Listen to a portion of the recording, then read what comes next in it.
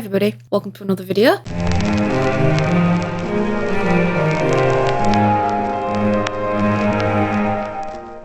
Today's video is also going to be about composing. I'm going to carry on from where I left off last time with this orchestral piece, and I was just orchestrating the piano part, and I orchestrated it into this, roughly, into the woodwind and the brass like so, and into the strings like so. I'm not sure what to do with this bar here, but I'm going to carry on orchestrating it. Currently I'm wondering if this is too much for the strings to do. I think they should be fine. It's deceptively difficult, I think. It's not an easy motif because you have this repeated note here.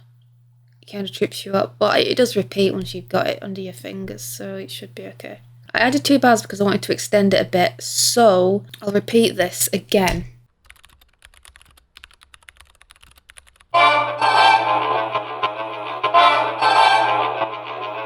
That's okay. Yeah, I quite like the alternating between something softer the second time it sounded, and I don't know why. I think it's because there's a lack of clarinets here. I'll just repeat everything for now.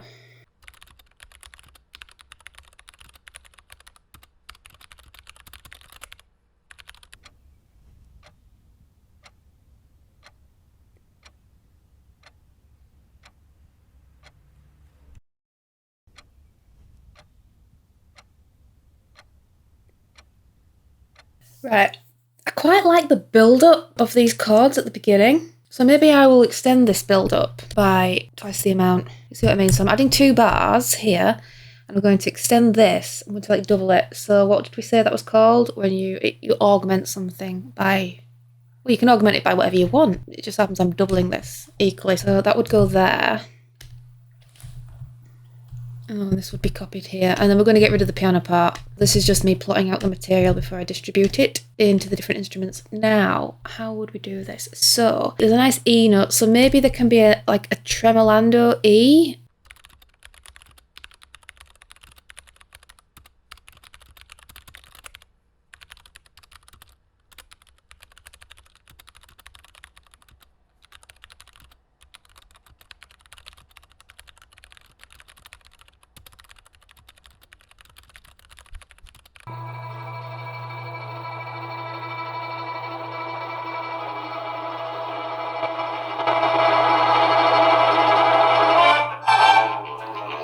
Yeah, I like that. I feel like it should be a tam-tam thing or something. Oh, there should definitely be a timpani. What pitch should we have on the timpani? E, maybe?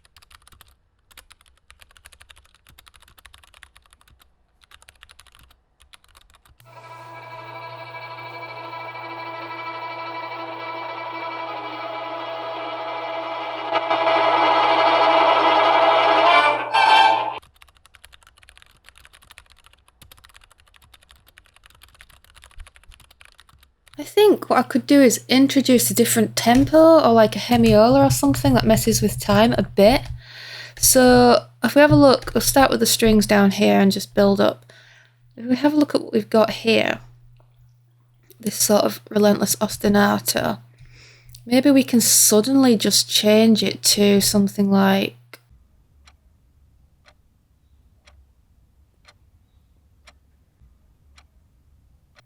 triplets. Let's just see what happens.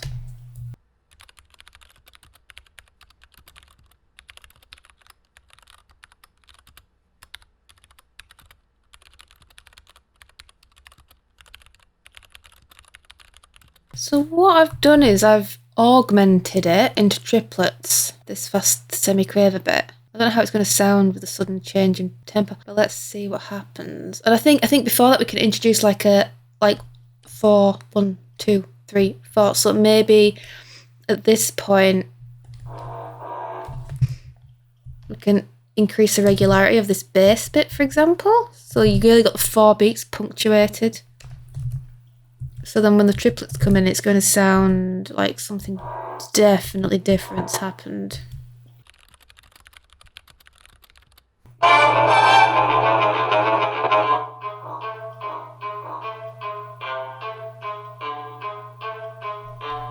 I'll have it in the cello as well. But the clarinets will be the same. going to be a mess. This is just going to be relentless for them. I'll have this also in the horns and trombone, I think. It needs to be in the brass, maybe. Or the brass will come in afterwards, I think. Maybe here. It's a bit too low. So this could be in the trombone.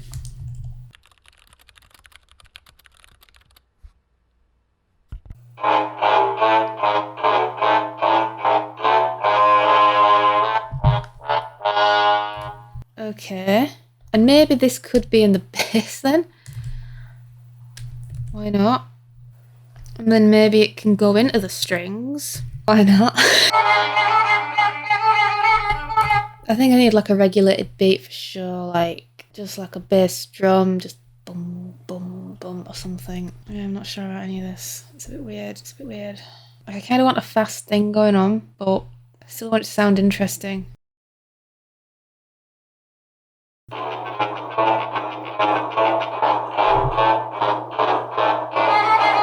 Yeah, I don't have this violin bit here, it's not working out. I think we need something else, like a melody line. I feel like I've made this ostinato too relentless, and I think actually I would like an upbeat at this bar, so let's do that. So what would go well? So I think of the pull of the semitone, C sharp. Could you do that easily though on the violin? No, you can't really do that. You could if you kept the D like this, I'll show you.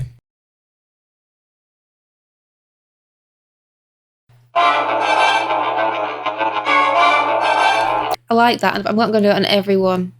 I don't want it to just be so repetitive and like obviously predictable after a while. I like things that throw you a bit. Maybe this should go in the violin part. Then this can go in the double bass. Because I kind of want to give the cellos and the violas a break after all this. But I'm not sure how. Well, maybe this could go in the brass. I already put it in the brass. Put it in the trumpet. I think the trumpets can play this.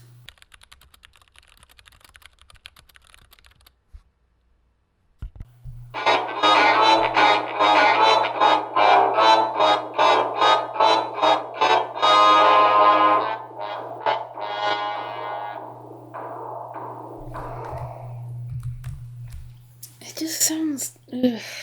I don't know. I'm not too keen on this. I'll see how it sounds. See what we've got so far.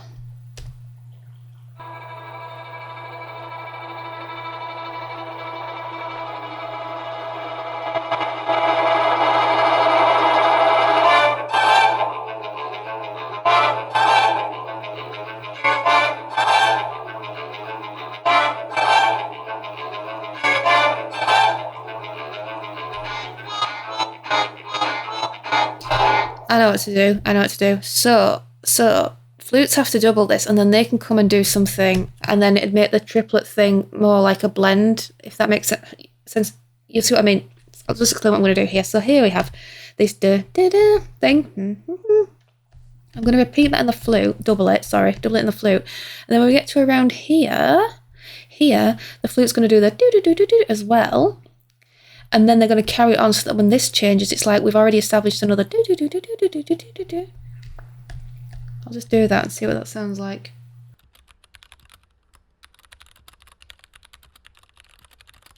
I'll double it in the oboe as well. And I think here could be a chord. So they don't all need to play A, do they? We've got a G here. So some of them can play G. So the second one can play G.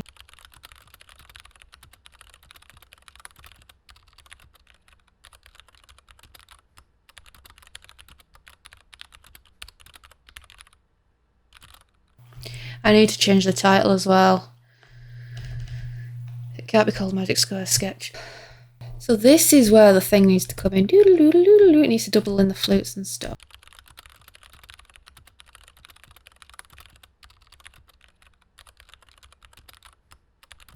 Maybe I should play this like a third down or something, not an octave down, like, I don't know.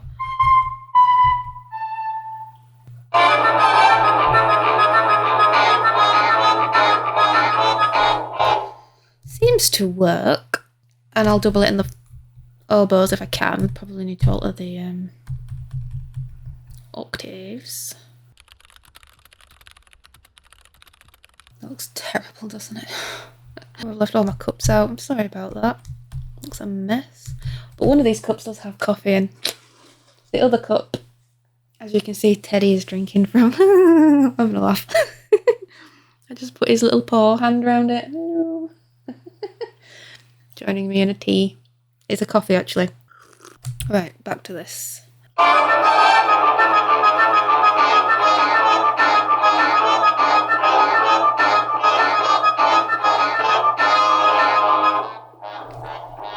Then I think they all should come in. That is going to be some breath for the flutes. They can do it, surely. And the oboes. I mean, it's 4 bars. Like, I'm trying to think. You can play Flight of the Bumblebee on an instrument. I need to chill out.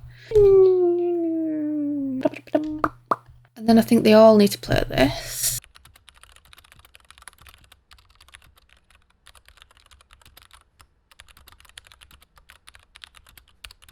I'm playing that at thirds, remember? I don't know why. It just feels like it'll pad out the harmony. And you know, I don't have to follow the rules of harmony and counterpoint. I can do what I want.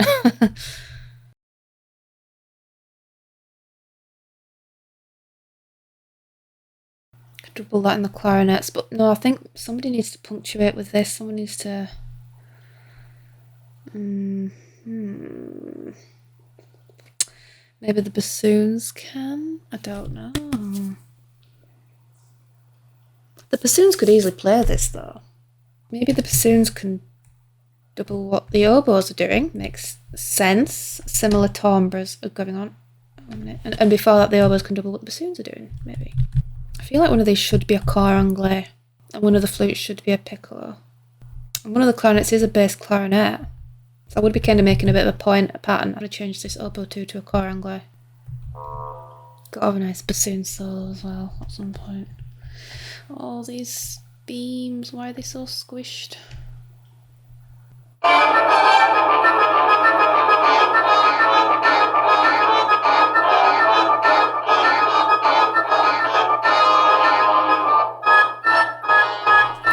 Yeah, so what's going to happen is...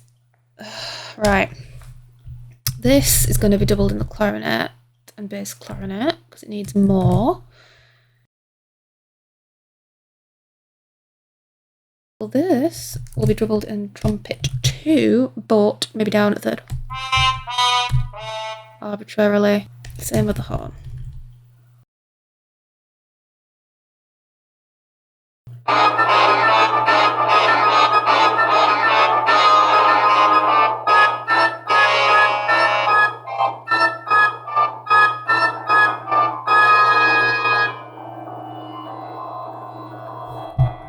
It works, it blends into this next bit. I need to do something with this because it looks a mess.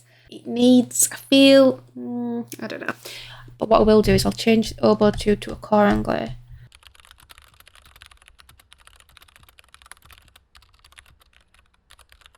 I don't need to number these now, so it's just flute, isn't it? It doesn't have to be flute 2.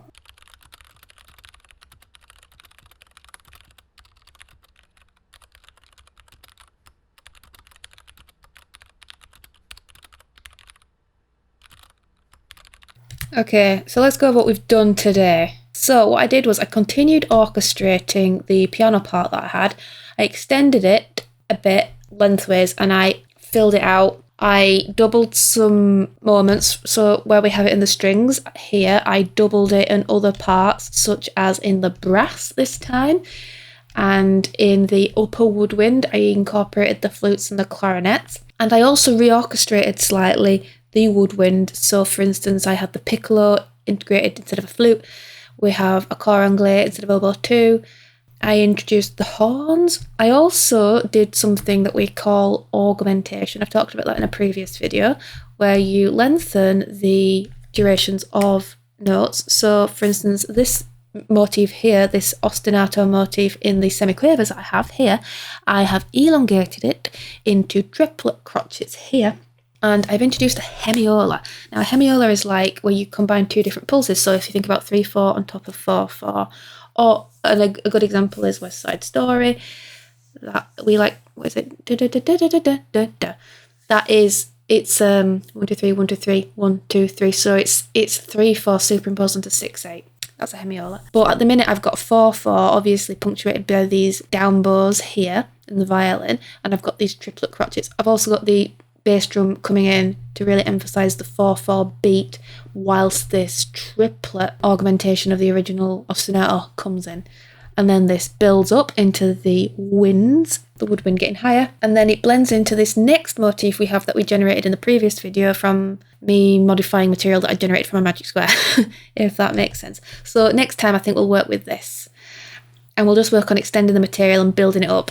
And then after I've done that, I will start colouring it in, looking at timbres, looking at instrumental technique, because at the minute it's just a map of material. So that's today's video, so thanks very much. I will see you in the next one.